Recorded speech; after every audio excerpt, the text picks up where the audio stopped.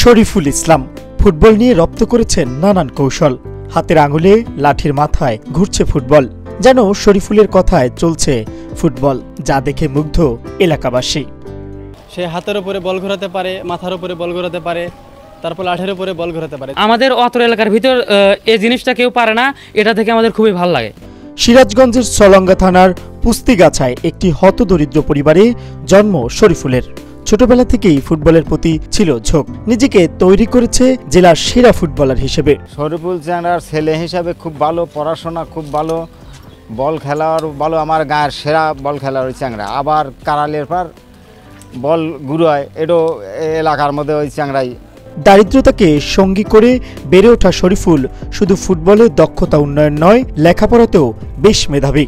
গত বছর এসএসসিতে পেয়েছেন এ+। এই ছেলেটা আমাদের গ্রামের ভিতরে সর্বোচ্চ ভালো খেলোয়াড়। তারপরে রেজাল্ট এবার এসএসসি পরীক্ষায় এ+ পাইছে।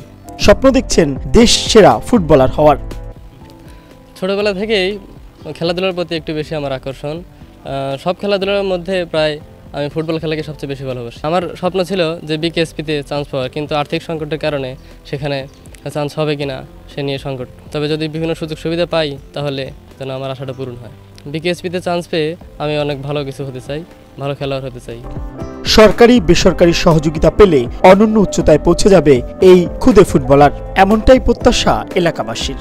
সে অনেক ভালো খেলে, মানে কি তার যদি রাষ্ট্রীয়ভাবে কোনো সুযোগ সুবিধা দেওয়া যায় তাহলে সে আরও দূর এগিয়ে যেতে পারবে। স্টুডেন্টও ভালো, প্লাস খেলাধুলার দিক দিয়ে এই যা পারে, এলাকার কোনো ছেলে এরকম কোনো কিছু পারে না। সরকার যদি কোনো সহযোগিতা পায় সে অনেক দূরে যাইতে পারবে, তো ওর পরিবারের দিক দিয়ে তো এটা সম্ভব না। Mohammad Shafiqul Islam, Asian television.